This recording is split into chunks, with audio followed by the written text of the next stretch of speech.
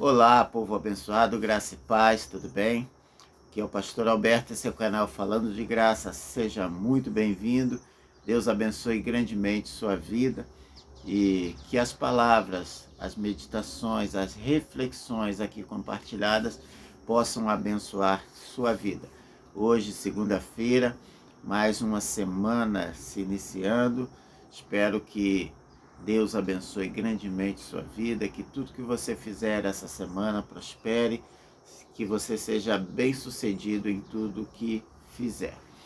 Vamos continuar a leitura no Evangelho segundo escreveu João. Estamos no capítulo 4 e agora vamos meditar do versículo 43 ao versículo 54. Está escrito assim: E 2 dias depois partiu dali e foi para Galiléia, porque Jesus mesmo testificou que um profeta não tem honra na sua própria pátria.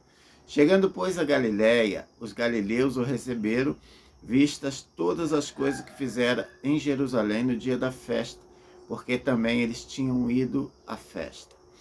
Segunda vez foi Jesus a Caná da Galiléia, onde da água fizera vinho, e havia ali um nobre cujo filho estava enfermo em Cafarnaum. Ouvindo este que Jesus vinha da Judéia para a Galiléia, foi ter com ele e rogou-lhe que descesse e curasse seu filho, porque já estava à morte. Então Jesus lhe disse: Se não virdes sinais e milagres, não crereis. Disse-lhe o nobre: Senhor, desça antes que o meu filho morra. Disse-lhe Jesus: Vai, o teu filho vive. E o homem creu na palavra que Jesus lhe disse e partiu. E descendo logo, saíram-lhe ao encontro os seus servos e lhe anunciaram, dizendo: Teu filho vive. Perguntou-lhes, pois, a hora que se achara melhor. E disseram-lhe: Ontem, às 7 horas, a febre o deixou. Entendeu, pois, o pai que era aquela hora a mesma em que Jesus lhe disse: O teu filho vive. E creu ele e toda a sua casa. Jesus fez esse segundo milagre quando ia da Judéia para a Galiléia. Então o texto bíblico agora registra Jesus se deslocando da Judéia para a Galiléia e indo, a essa cidade Caná, e lá as pessoas que estiveram na festa onde ele havia transformado a água em vinho o reconheceram, lembraram, e talvez porque a notícia de que ele estivesse se dirigindo para lá também já tinha chegado antes dele. Então havia uma expectativa das pessoas ali em recebê-lo. Havia também esse nobre que por acaso estava com um filho adoentado. Provavelmente essa doença estava preocupando muito e ele tinha medo de perder o seu filho por aquela doença. Ao ouvir falar que Jesus estava vindo, ele sai e vai ao encontro dele, vai encontrar-se com Jesus. E ali ele pede, roga a Jesus para que vá com ele à casa, para que curasse o seu filho. E Jesus faz essa afirmação: se não veres os sinais e milagres, não crereis. Veja bem que não é uma pergunta. Jesus está fazendo uma afirmação, então conclui-se que sinais e milagres fazem parte do Evangelho, fazem parte da boa nova que temos para anunciar. E esse homem, preocupado com seu filho, diz a ele: Senhor, vamos logo. O que eu imagino aqui, que havia um grupo de pessoas ali, e todos querendo segurar Jesus para que Jesus os atendesse de alguma maneira. E esse homem preocupado, ele chama Jesus e fala: Jesus, vamos rápido, senão meu filho vai morrer. Jesus então dá aquela ordem: pode voltar, está tudo bem, seu filho está curado. Aquele homem creu nas palavras de Jesus. E ao voltar, nota-se que não é uma distância pequena, porque ele sai um dia e chega no outro dia lá. Os seus servos vêm ao encontro, encontram-se com ele no caminho e falam: está tudo bem, seu filho já está bem e já está curado. E há aquela curiosidade daquele pai Quando isso aconteceu? Então os servos informam, por tal hora, por volta das 7 horas. E ele lembrou que foi exatamente o horário em que Jesus disse: pode voltar que está tudo bem, teu filho está curado. E aquela fé que ele teve para a cura agora se torna uma fé na pessoa do Senhor Jesus.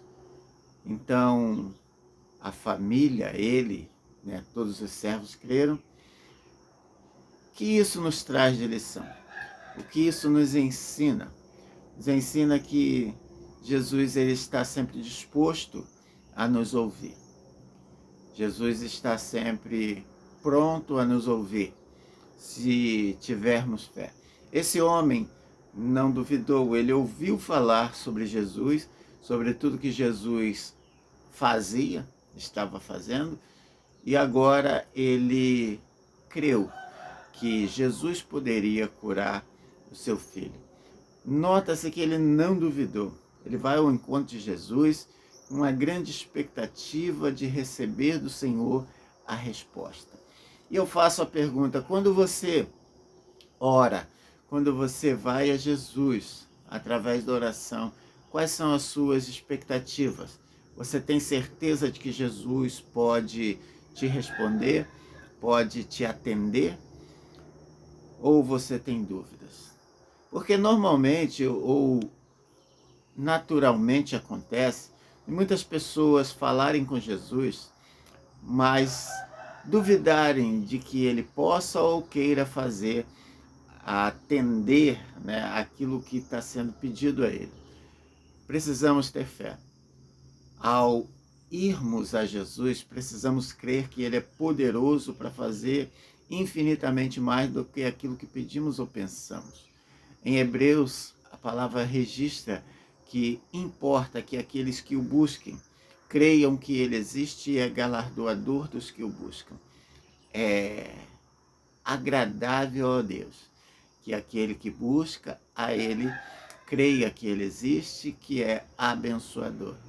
Esse homem não duvidou, assim como aquela mulher do fluxo de sangue e assim como todos que receberam os seus milagres. O que você precisa de Jesus? Esse texto ou esse contexto nos ensina que devemos ir a ele. As notícias sobre ele já estão sendo contadas há muitos anos. O que ele pode fazer são milagres extraordinários, não há limite. Tudo é possível ao que crê, ele mesmo disse. Não podemos duvidar. Eu tenho para mim, e digo isso sempre que posso, a dúvida sobre Jesus é uma ofensa à sua pessoa. Imagina que você possa fazer algo para alguém. Você sabe que pode fazer, você sabe que pode ajudar. E uma pessoa chega para você e pede ajuda. Pede ajuda. Mas ao pedir ajuda, essa mesma pessoa duvida. Olha, eu estou te pedindo, mas eu duvido que você possa fazer isso. Você se sentiria ofendido? Agora imagina Jesus, quando você pede a Deus através dele, sabendo que ele pode fazer tudo, mas ainda assim você duvida. Eu creio que isso seja ofensivo a quem é Deus, a quem é Jesus.